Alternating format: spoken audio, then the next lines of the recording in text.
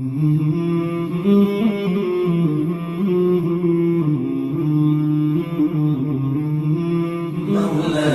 صل وسلم دائما أبدا على السلام عليكم ورحمة الله وبركاته.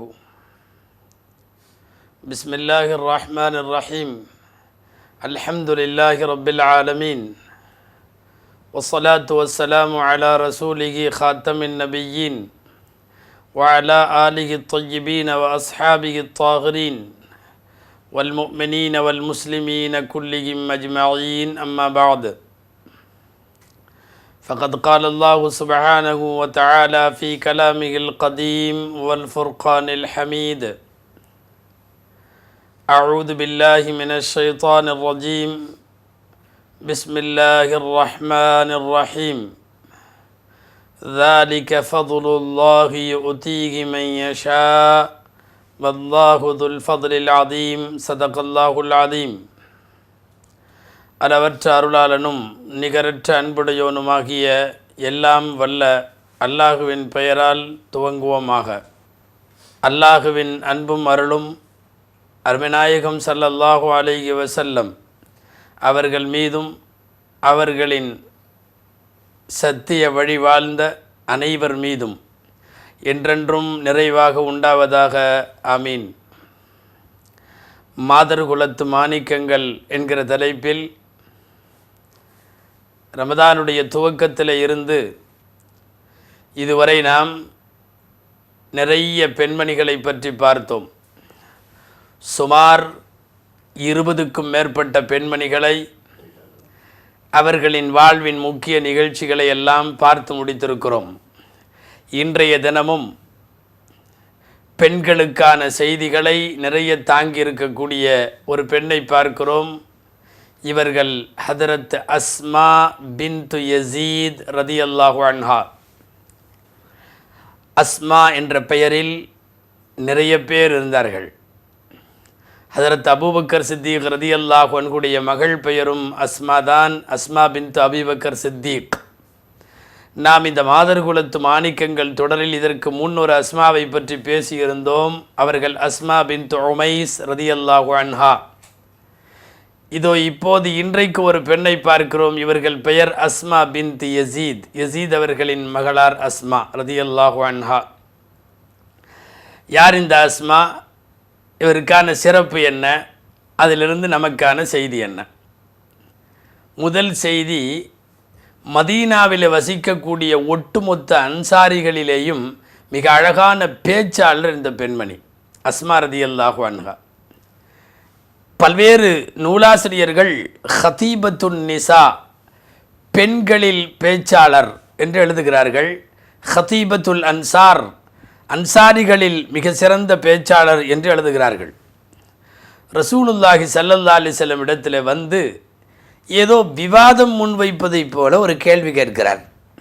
நாம் அஸ்மா ரதியல்லாஹு அன்ஹாவுடைய பிறப்பு வளர்ப்பு சம்பந்தப்பட்ட பல்வேறு விஷயங்கள் எல்லா பெண்களையும் போலவே சாதாரணமாக இருப்பதால் அவர்களுடைய வாழ்க்கையின் முக்கிய தருணங்களை மாத்திரம் இப்பொழுது இந்த தொடரில் நாம் கவனத்திற்கு கொண்டு வர வேண்டும். முதல் செய்தி இது.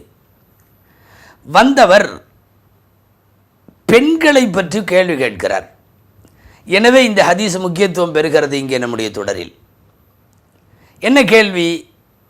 முதல்ல வந்த உடனே இதை சொல்லிவிட்டார். ஒரு சில அறிவிப்புகளில் இப்படி வருகிறது: அல்லாஹ்வின் தூதரே, நீங்கள் நபி ரசூல் என்றால் ஆண்களுக்கு மட்டுமா அல்லது பெண்களுக்கும் தானா? வித்தியாசமாக, ஏன்னா இவ்வளவு வித்தியாசமாக யாரும் ஸல்லல்லாஹு அலைஹி வஸல்லம் கேட்க மாட்டாங்க. இந்தம்மா அப்படியே கேட்குது, பெண்களுக்கும் நபி தானே? ஸல்லல்லாஹு அலைஹி வஸல்லம் சொன்னார்கள், ஆம், ஆண்கள் பெண்கள் எல்லோருக்கும் நான் பொதுவாக அனுப்பப்பட்டிருக்கிறேன். அப்போ கேட்டாங்க, பெண்களுக்கென்று உள்ள சிறப்புகள் எல்லாம் உங்களுக்கு தெரியும் அல்லவா அப்படின்ட்டு வரிசையாக அந்த அம்மா பெண்கள் சிறப்பை முன்வைக்குது. நாங்கள் வீடுகளில் அமர்ந்திருக்கிறோம். வீடுகளினுடைய பராமரிப்பு, குடும்பத்தினுடைய பல்வேறு நலன்கள், இதெல்லாம் எங்களை சார்ந்தது. ஆண்களாகிய உங்கள் குழந்தைகளை நாங்கள் தான் வளர்த்தெடுக்கிறோம்.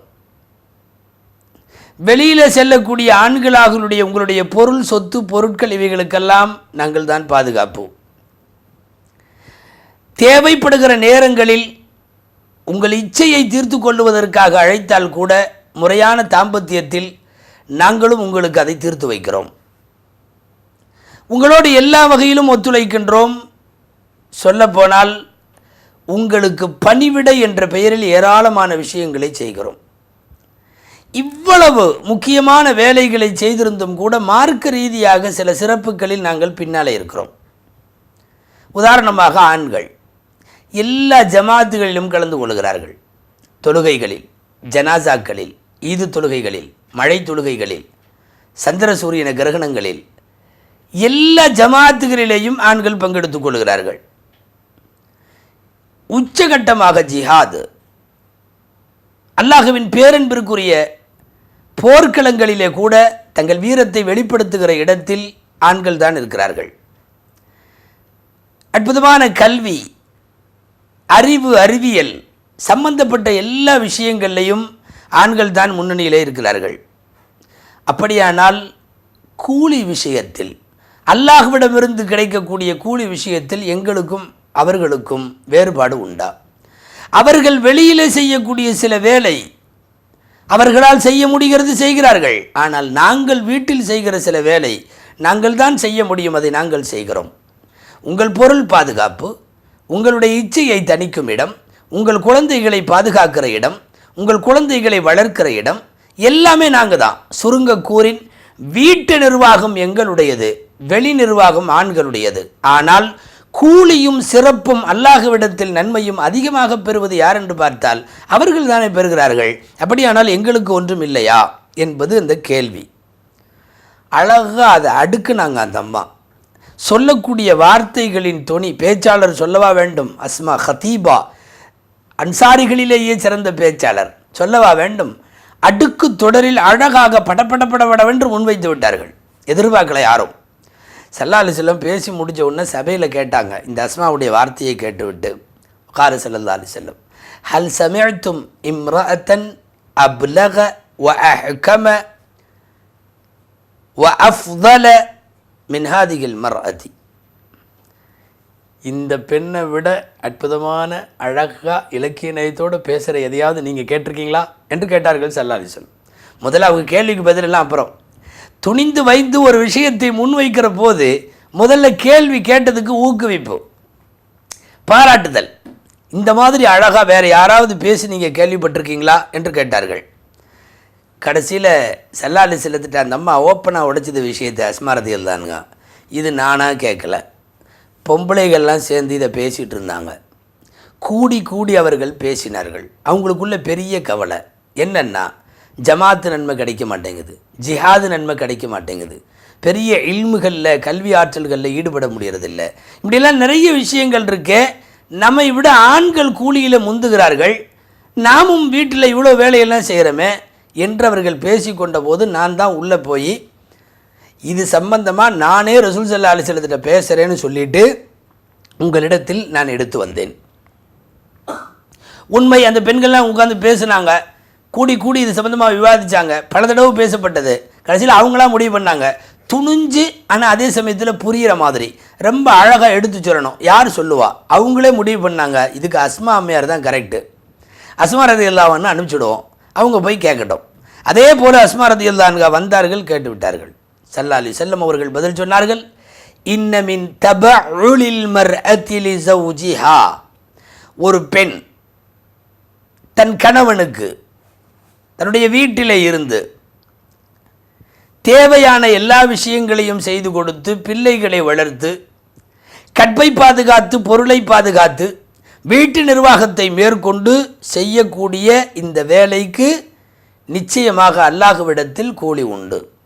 கூலி விஷயத்தில் ஆண்கள் பெண்களில் வேறுபாடு கிடையாது. மன்னமில சாலிஹம் மின் தக்கரின் உன்சா, ஆணாக இருந்தாலும் சரி பெண்ணாக இருந்தாலும் சரி சாலிகான அமல் செஞ்சால் மனமிக்க நல்லதொரு வாழ்க்கையை வழங்குவோம் என்கிற குர்ஆனின் வாக்குறுதி வசனங்களை ஸல்லல்லாஹு அலைஹி வஸல்லம் ஓதி காட்டினார்கள். பதில் இதுதான், உங்களுக்கு உண்டு, நன்மைகள் உண்டு. அவங்க வெளியே போய் பண்ணுறதுல என்ன நன்மை உண்டோ அது உங்களுக்கு வீட்டில் பண்ணுறப்பே உண்டு. இதான் சுருக்கமான கருத்து. பொதுவாகவே நாம் பார்த்தோம்னா வீடுகளில் இருந்து செய்கிற மாதிரி சில விஷயங்கள் இருக்குது, வெளியிலிருந்து செய்கிற மாதிரி சில விஷயங்கள் இருக்குது. அல்லாஹ் ஒவ்வொன்றுக்கும் தனித்தனியாக ஆட்களை படிச்சிருக்கான். வெளியில் நிர்வாகம் பார்க்க வேண்டிய ஆண்கள் வீட்டு நிர்வாகத்தை கையில் எடுத்தாலும் விளங்காது. வீட்டிலிருந்து நிர்வாகம் பார்க்க வேண்டிய குடும்ப மேலாண்மை, குடும்ப நிர்வாகம், இதை பொம்பளைக அதை விட்டுட்டு வெளி நிர்வாகத்தை எடுக்கணும்னு எடுத்தாலும் விளங்காது. காலப்போக்கில் இன்றைக்கு நாகரிகம் என்ற பெயரால் இந்த முறைகளில் சற்று மாற்றங்களாய் வீட்டு நிர்வாகத்தை ஆண்களும் வீட்டு பெண்கள் வெளி நிர்வாகத்தையும் மேற்கொள்ளுகிற ஒரு முறை, மோசமான ஒரு கலாச்சாரம் சமீப காலங்களில் பரவி வந்தாலும் அல்லாஹ் படைத்த இயற்கையான மனித குலத்திற்கு தேவையான அற்புதமான ஒரு நியதி குடும்ப நிர்வாகம் பெண்களிடம், வெளி நிர்வாகம் ஆண்களிடம். ஆனால் இதை செய்யறதுனால ஆம்பளை உயர்ந்த வண்ணம் பொம்பளை தாழ்ந்த வண்ணம் கிடையாது. அதை வைத்துக்கொண்டு அல்லாஹு தஆலா கூலிகளை நிர்ணயிக்கலை. உலகம் ஃபசாதாகி போகும் குடும்ப நிர்வாகம் பெண்களிடம் இல்லை என்றார். தாயிட்ட வளராத பிள்ளைகளுடைய குணநலன்களை உலகத்தில் நாம் பார்க்கலாம். பொம்பளைகள் நிர்வாகம் பண்ணாத வீடுகளுடைய அலங்கோலத்தை நாம் பார்க்கலாம். ஆம்பளை கையில் கொடுக்க குழந்தை வளராதுன்னு சொல்லி தமிழ் சொல்வடைவன் ஒன்று. ஒரு குழந்தை அழுகையில் இருந்து அதனுடைய எல்லா மொழியும் பொம்பளைக்கு தான் புரியும், தாய்க்கு தான் புரியும். இப்படி அழுகிற போது அதுக்கு வயிற்று வலி, இப்படி அழுகிற போது காது வலி, என்னென்ன குழந்தைகளுக்கான இடையூறு பொம்பளைக்கு தான் தெரியும். எனவே வீட்டு நிர்வாகம் ஒன்று உண்டு, வெளி நிர்வாகம் ஒன்று உண்டு. அந்த வீட்டு நிர்வாகத்திற்கான முழு பொறுப்பை அல்லாஹு ஜல்ல ஷானஹு தஆலா இயற்கையாகவே பெண்களுக்கு கைவந்த கலையாக அவைகளை ஆக்கி வைத்திருக்கிறான். இதே அஸ்மா ரலியல்லாஹு அன்ஹாவை பற்றி நாம் பார்த்து வருகிறோம். துணிந்து இந்த கேள்வியை ரசூலுல்லாஹ்ட்ட கேட்டு, கூலி விஷயத்தில் எங்களுக்கு கம்மி ஆம்பளைகளுக்கு அதிகம்னு ஏதாவது இருக்குதா என்று கேட்கிறார்கள். அழகான பதிலையும் வாங்கிவிட்டார்கள். கூலிகளில் வித்தியாசம் கிடையாது, அவர்களுக்கு வெளியில் தரும் அதே கூலியை அல்லாஹ் உங்களுக்கு தருவான் என்று ஸல்லல்லாஹு அலைஹி வஸல்லம் பதிலும் சொல்லிவிட்டார்கள். இந்த மாதிரி சிந்தனைகள் நிறைய சஹாபாக்கள் காலத்தில் உண்டு. சும்மா சான்றுக்கு சொல்லாமே, ஒரு தடவை ரொம்ப ஏழ்மையான சஹாபாக்கள்லாம் ஸல்லல்லாஹு அலைஹி வஸல்லம் வந்துட்டாங்க. என்ன தெரியுமா, பணக்காரர்கள் எங்களை விட சிறப்பாக இருக்கிறாங்க, நாங்கள் தொழுகிறோம் அவங்களும் தொழுகிறாங்க, நாங்கள் தஸ்பீகள் ஓதுகிறோம் அவங்களும் ஓதுறாங்க, நாங்கள் திக்ரு செய்கிறோம் அவங்களும் திக்ரு செய்கிறாங்க, நாங்கள் ஜியாத் செய்கிறோம் அவங்களும் ஜியாத் செய்கிறாங்க, நாங்கள் செய்கிற இல்லை நாங்கள் இரவு தொழுகிறோம் அவங்களும் தொழுகிறாங்க, நாங்கள் நோன்பு வைக்கிறோம் அவங்களும் நோன்பு வைக்கிறாங்க, எல்லாம் பண்ணுறாங்க. ஆனால் வாரி வழங்கும் விஷயத்தில் ஜக்காத்து, சதகா, ஹதியா, அன்பளிப்பு, இப்படி நிறைய அவங்க காசு இருக்கிற காரணத்தை அவங்க கொடுத்து அவங்களுக்கு எக்கச்சக்கமான நன்மை கிடைக்குது. ஆனால் கொடுக்கறதுக்கு எங்கள்கிட்ட காசு இல்லை. கூலி விஷயத்தில் எங்களை விட அவங்க மேலா. முதல்ல அந்த காலத்தில் இவர்கள் கூடி பேசுகிற போது ஏற்படுற சிந்தனையை கொஞ்சம் பாருங்களேன். ஸல்லல்லாஹு அலைஹி வஸல்லம் அதே மாதிரி வந்தாங்க, அதுக்கு ஒரு குழு, அதுக்கு ஒரு ஆள் வந்து பேசினாங்க. ஸல்லல்லாஹு அலைஹி வஸல்லம் அப்போது சொல்லி கொடுத்தார்கள், உங்களுக்கு அவர்கள் வழங்கக்கூடிய தான தர்மங்களுக்கு ஈடாக உங்களுக்கு நன்மை தரத்தக்க ஒன்று சொல்லித்தர அதை செய்யுங்க. எல்லாருக்கும் பிரபலமாக தெரியக்கூடிய இந்த ஹதீஸ், தொழுகைகளுக்கு பின்னால் 33 தடவை சுப்ஹானல்லாஹ், 33 தடவை அல்ஹம்துலில்லாஹ், 33 தடவை அல்லாஹு அக்பர், கடைசியாக 99 முடிந்து 100வது தடவை லா இலாஹ இல்லல்லாஹு வஹ்தஹு லா ஷரீக லஹு லஹுல் முல்கு வ லஹுல் ஹம்து யுஹ்யி வ யுமீத் பியதிஹில் கைர் வ ஹுவ அலா குல்லி ஷைஇன் கதீர். 4வது கலிமான்னு சொல்லுவோம். இதோடு 100 முடிகிறது. இதை நீங்கள் ஓதி வாருங்கள், தானாக உங்களுக்கு அவங்க அளவு தந்துடுவான் என்று சொல்லிவிட்டார்கள். ஆகா, ஏகப்பட்ட சந்தோஷம். யாருக்கு? ஃபகீர்களான சஹாபாக்கள், ஏழ்மையான சஹாபாக்களுக்கெல்லாம் வந்தாங்க. அவங்க பாட்டில் கடன்னு சுப்ஹானல்லாஹ் சுப்ஹானல்லாஹ் அல்ஹம்துலில்லாஹ் அல்ஹம்துலில்லாஹ் எல்லாம் என்ன ஆரம்பிச்சிட்டாங்க. என்ன ஆரம்பித்து இந்த தகவல் லேசாக பரவியது. உஸ்மான் ரலியல்லாஹு அன்ஹுக்கு பரவுச்சு, அபூபக்கர் ரலியல்லாஹு அன்ஹுக்கு பரவுச்சு, அப்துர்ரஹ்மான் இப்னு அவுஃப் ரலியல்லாஹு அன்ஹுக்கு பரவுச்சு. எல்லாம் பணக்கார சஹாபாக்கள், இவங்க செல்வம் இருக்கிறது, நல்ல முறையில் செல்வத்தை செலவழிக்கிறாங்க. அவங்களுக்கு இப்படி சொன்ன உடனே என்னாச்சு தெரியுமா, இப்போது யார் தான் நன்மையை கொள்ளையடிக்காமல் விடுவா? செல்வம் வைத்து கொண்டு தான தர்மங்கள் செய்து வந்த அவங்களும் இப்போ சொல்ல ஆரம்பித்தாங்க, சுப்ஹானல்லாஹ் சுப்ஹானல்லாஹ் சுப்ஹானல்லாஹ். இவங்க தான் சொல்லணும்னு கிடையாது. ஸல்லல்லாஹு அலைஹி வஸல்லம் அப்படி சொல்லலையே, இதை நீங்கள் மட்டும்தான் ஓதணும், வேறு யாரும் ஓதக்கூடாது அப்படின்னு ஏழையான சஹாபாக்களுக்கு சொல்லலை. பணக்காரங்க என்ன பண்ணாங்க, தர்மமும் கொடுத்தாங்க, செல்வமும் கொடுத்தாங்க, வாரி வழங்க ஆரம்பித்தாங்க, கூடவே இதையும் ஓதிட்டாங்க 100 தடவை. சுப்ஹானல்லாஹ் அல்ஹம்துலில்லாஹ் அல்லாஹ் அக்பர் 4 கலிமா எல்லாம் ஓதியாச்சு. திரும்ப போனாங்க ஏழையான சஹாபாக்கள்லாம். நீங்கள் எங்களுக்கு சொல்லி கொடுத்தீங்கல்ல, இதை ஓதனா நாங்கள் பணக்காரங்களுக்கு சரிசமமாக எங்களுக்கு நன்மை கிடைக்கும்னு சொன்னீங்கல்ல, இப்போ பாருங்கள் அவங்களும் ஓதுறாங்க. இப்போ என்ன செய்கிறது? சல்லாசி ஒரே வரையில் சொன்னாங்க, தாலிக்க ஃபதுலுல்லாஹ் யுத்தீஹி மன் யஷா வல்லாஹு துல் ஃபதுலில் ஆதீம். இது அல்லாஹ் அவங்களுக்கு கொடுத்த சிறப்பு. யுத்தீஹி மன் யஷா, நாடியவர்களுக்கு அல்லாஹ் கொடுப்பான். இது அல்லாஹ் அவர்களுக்கு கொடுத்த சிறப்பு. இதில் நான் ஒன்றும் செய்ய முடியாது. வந்துட்டாங்க. அஸ்மா ரலியல்லாஹு அன்ஹா எப்படி பெண்களுக்கும் ஆண்களுக்கும் கூலி வித்தியாசத்தை கேட்டாங்களோ அது மாதிரி இவர்கள் ஏழைகளுக்கும் பணக்காரங்களுக்கும் கேட்டாங்க. இப்படி நிறைய செய்திகள் உண்டு. தங்களை வேறு சிலரோடு ஒப்பிட்டு அல்லாஹ்விடத்தில் மற்றவர்களைப் போலவே நாங்களும் நன்மையை பெற வேண்டும் என்ற அடிப்படையிலே கேட்கப்பட்ட கேள்விகள் ரசூலுல்லாஹி ஸல்லல்லாஹு அலைஹி வஸல்லம் இடத்திலே கேட்கப்பட்டது. சரி, இப்போ இங்கே நாம் நிறுத்தலாம். ஒரு சின்ன சிந்தனை. சஹாபாக்கள் காலத்தில், ஸல்லல்லாஹு அலைஹி வஸல்லம் காலத்தில் பொம்பளைகள்லாம் கூடனப்போ இந்த பேச்சு தான் வந்திருக்கு. இந்த பேச்சு, நன்மையை நம்மளை விட அவங்க அதிகமாக வைக்கிறாங்க, நாம் என்ன செய்யலாம், இன்னும் என்ன இபாதத்தெல்லாம் செஞ்சால் அவங்களுக்கு தோதுவாக நமக்கு நன்மை கிடைக்கும். இப்போ இது இந்த மாதிரி உள்ள சந்தேகங்களை என்ன செய்யலாம்? இதை யார் போய் ரசூலுல்லாஹ்ட்ட கேட்கலாம்? கூலி மட்டும் நமக்கு அவங்கள விட குறைஞ்சிடக்கூடாது, நமக்கும் அவங்கள மாதிரி கூலி வேணும். இன்றைக்கி நாம் பொம்பளைக்கு ஒரு 10 பேர் சேர்ந்தால் என்ன பேசுகிறோம்? கொஞ்சம் யோசித்து பார்க்கலாமே. இந்த மாதிரி மார்க்க விஷயங்கள் ஏதாவது முதல்ல பெண்கள் சந்திக்கிறப்போ பேசுகிறது உண்டா? இன்றைக்கி பெண்கள் சந்தித்தால் கல்யாண மண்டபங்களில் சந்திக்கிறாங்க, மவுத்து வீடுகளில் சந்திக்கிறாங்க, வேறு ஏதாவது விசேஷங்களில் சந்திக்கிறாங்க, அவ்வப்போது அக்கம்பக்கத்து வீடுகளில் எங்கெல்லாம் பெண்கள் ஒன்று கூடுகிறார்களோ அங்கு என்னைக்காவது மறுமையில் பெறக்கூடிய கூலி சம்பந்தமாகவோ அல்லது இந்த உலகத்தில் இம்மையில் மார்க்க ரீதியாக தன்னை முன்னேற்றப்படுத்தி கொள்ளக்கூடிய அப்படி ஏதாவது நம்ம பேசுகிறோமா? சொன்னால் சிரிப்பாக இருக்கும். உண்மை என்னென்னா, இன்றைக்கி உட்கார்ந்த உடனே நீ அந்த தொடர் பார்த்தியா, நீ இந்த சீரியல் பார்த்தியா, நான் அதை தொடர்ந்து பார்த்துட்டு வர்றேன், நீ இதை இன்னும் பார்க்கலையா, மாறி மாறி மெகா சீரியல்கள் நம்மள்கிட்ட ஓடுது. உண்மை அதுதான். இதில் கூடுதல் குறைச்சல் மிகைச்சல் என்பதெல்லாம் கிடையாது. பெண்கள் சந்தித்தால் இன்றைக்கு பேசப்படுபொருளாக அதிகமாக பேசிக்கொள்ளுகிற தலைப்பு செய்தியாக இன்றைக்கி இருக்கிறது இதுதான். சீரியல்களை தாண்டி வெளியே வருவார்களே ஆனால் மீதி எல்லா விஷயமும் இருக்கும். ஆடித்தள்ளுபடியில் இருந்து யாருக்காவது பொண்ணு மாப்பிள்ளை பார்த்து வச்சுருக்கிற வரைக்கும் அத்தனை விஷயத்தையும் அலசுவோம். தவறி கூட மார்க்க விஷயம் பேசுகிறதில்ல. ஏதாவது இந்த ரம்ஜான் காலங்களில் மட்டும் பேசிக்குவாங்க. நீ ஏதாவது குரான் ஓதனையா, எத்தனை குரான் ஓதனை, என்ன தஹஜ்ஜுத் தொழுதியா. சாதாரண காலங்களில் வருஷத்தினுடைய மீதியுள்ள 11 மாதங்களில் பெண்கள் கூடினால் கூட மார்க்க விஷயங்கள் பேசப்படுவதில்லையே என்பதுதான் வருத்தம். ஆம்பளைங்க பொதுவாக சேர்ந்துக்கிட்டு அரசியல் பேசிக்குவாங்க. இந்த ஆட்சி அப்படி, அந்த ஆட்சி அப்படி, இந்த அமைச்சர் அப்படி, இப்படியெல்லாம் பேசிக்குவாங்க. பெரும்பாலும் பெண்கள் கூடனா நல்ல விஷயங்கள் பேசுவாங்கண்ணா. சல்லாலிச்ச காலத்தில் இருந்துச்சே, அத்தனை பேரும் பேசி இதை கண்டிப்பாக கேட்டாகணும். யாரை இதை ரசூல் ஸல்லல்லாஹு அனுப்பலான்னு சொல்லி அஸ்மாமியார் அனுப்பிச்சி வச்சாங்கல்ல. இன்றைக்கி அஸ்மாக்களும் இல்லை, ஆயிஷாக்களும் இல்லை, எல்லாம் இந்த மெகா சீரியல்கள் வழியாக போய்கொண்டிருக்கிறது. பெரிய துரதிர்ஷ்டமான செய்தி. ஹைர், நாம் இப்போ அஸ்மாவை அப்படியே அந்தரத்தில் விட்டுட்டு வேற எங்கேயோ போயிட்டோம் சீரியல்களுக்குள்ளே. அஸ்மாவை திரும்ப கொண்டு வருவோம். அஸ்மா ரலியல்லாஹு அன்ஹா இதோ வந்து விட்டார்கள். இந்த அம்மாவுக்கு உள்ள வீரம் பேசப்பட வேண்டிய ஒன்று. ரொம்ப துணிஞ்சவங்க. பேச்சிலேயே இவ்வளோ துணிகிறாங்கன்னா அப்புறம் செயல்பாட்டில் எர்மூக் யுத்தம்னு ஒரு யுத்தம் நடந்தது. முஸ்லீம்கள் கலந்து கொண்ட ஒரு யுத்தம். எந்த அளவுக்கு வேகமாயிட்டாங்க, அதில் ஒரு குறிப்பிட்ட நேரத்துக்கு அப்புறம் முஸ்லீம்களுக்கு பின்னடைவு ஆரம்பிச்சிருச்சு. நிறைய முஸ்லீம்கள் அடி வாங்க ஆரம்பித்தாங்க. அந்த நேரத்தில் என்ன செஞ்சாங்க தெரியுமா? முஸ்லீம்கள் பின்னாடி வர ஆரம்பித்தாங்க. இந்த அம்மா கூடாரத்தில் இருந்தவங்க விறுவிறுன்னு வெளியே வந்தாங்க. நேராக போய் கடைசி சப்புக்கிட்டு நின்றாங்க. இந்த பின்னாடி புறமுதுகிட்டு ஓடி வரான்ல முஸ்லீம்கள், போகல. யார் விரட்டுவது? யார்? அஸ்மா ரலியல்லாஹு அன்ஹா. யாரும் வெளியே வர முடியல. புறமுதுகு காட்டி ஓடி வரக்கூடியவன் உண்மை முஸ்லீம் அல்ல, கோழைத்தனத்திற்கு அடையாளம்.